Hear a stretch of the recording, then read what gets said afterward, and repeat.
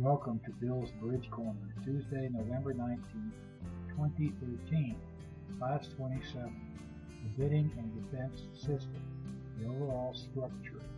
We're going to have two classes covering the nuts and bolts of bidding and how it's all put together. This is really jumping into the water, so I hope you got your swimming suit on. Here we go.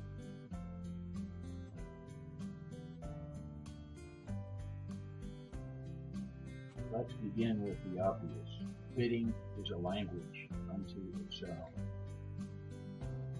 but it is a very restricted language. The only legal words available in the bridge vocabulary are 1, 2, 3, 4, 5, 6, 7, clubs, diamonds, hearts, spades, no trump, double, redouble, and pass. There are a few others that come up from time to time that are available in duplicate or tournament bridge, such as stop, alert, and certain announcements, which you'll see on the bridge convention card tomorrow. The order and limits of the option are also strictly enforced.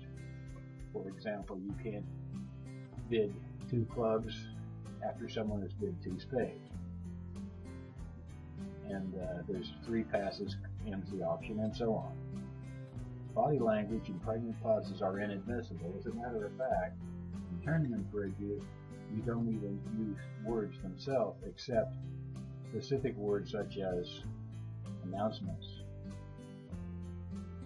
The mechanics in a duplicate tournament use a bidding box instead of speaking the actual bid. For example, here's what a bidding box looks like. Instead of saying 1 heart, which you might also say 1 heart or 1 heart, you pull out a card and put it in front of you.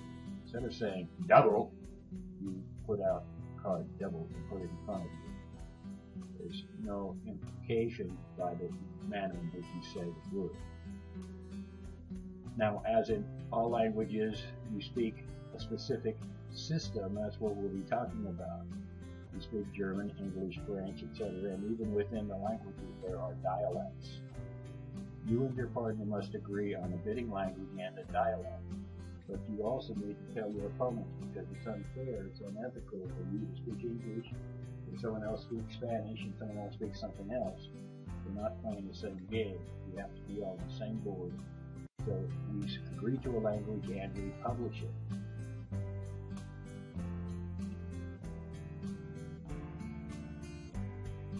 There are different classes of bids available. Every bid you make should be classified into one of the following categories. Some of them may fall into 2 or 3. A limit bid. A limit bid is a bid that describes your hand within a very specific range of strength and distribution. It's measurable. Examples of a limit bid. A 1 no trump opening is a limit bid. It shows 15 to 17 starting points and a balanced hand. No singletons or bullets.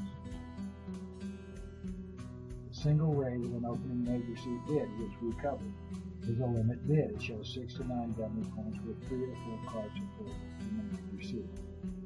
We play as 3 cards or 4, which is not presented. Sign off.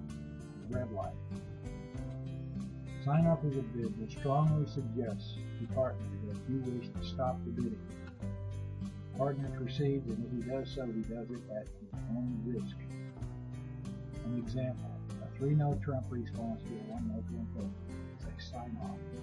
It's also a limit bid because it shows precisely 10, 15 on card 10, some semblance of a balanced hand, the expectation of making a 3 no trump. Partner is expected to pass. Unless he lied on his first bid, he should pass. When both partners have made a limit bid, both know the limits of the hand, and bidding should go to that level and subsist. Invitational bid. An invitational bid is a bid that tells partners to proceed with the maximum based on current bidding, with pass with a minimum. An example, a 2 no-trump response to a 1 no-trump opening is invitation. It's also a limit bid because it shows 8 to 9 starting points in the valid hand. Opener will go on to 3 with a maximum and pass without.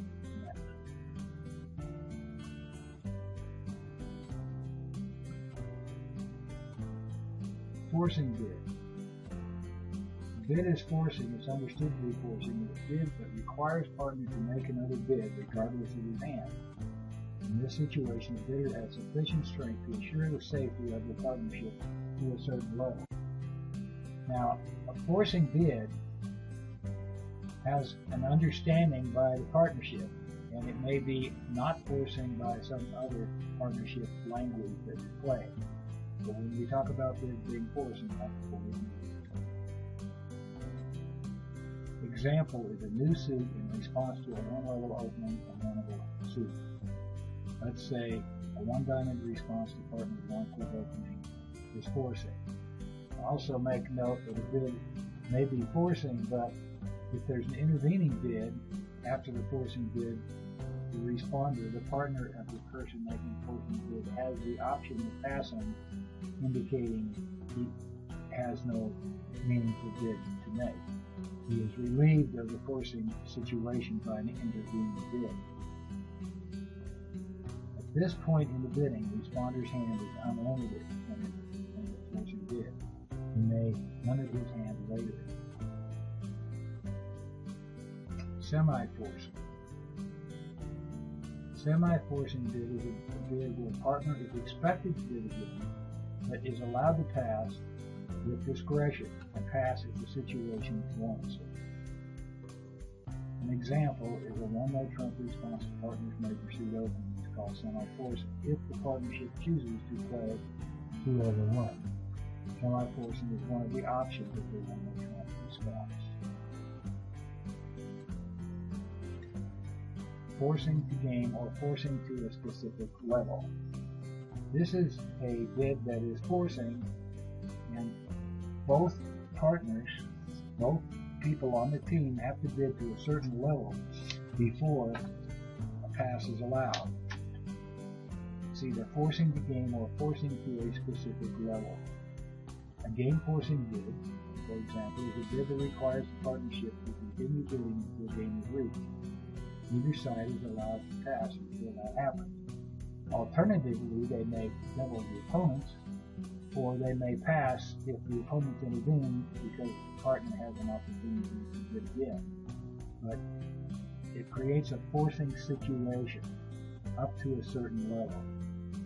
An example is if you agree to play 2-over-1, and I will have a series of 2-over-1 down the road.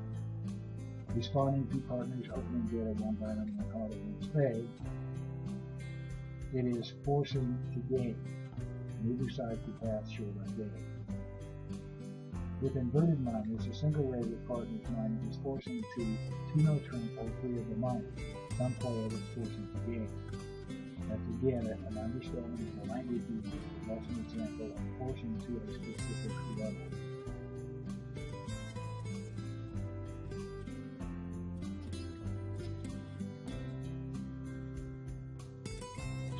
Tomorrow, we're going to get into the nuts and bolts of the system recommended by myself, which is primarily basic standard American with a few bells and whistles. We're going to cover the nuts and bolts of the ACBL convention card and the various aspects, and that's kind of an outline of future classes in the bidding. So hope to see you tomorrow.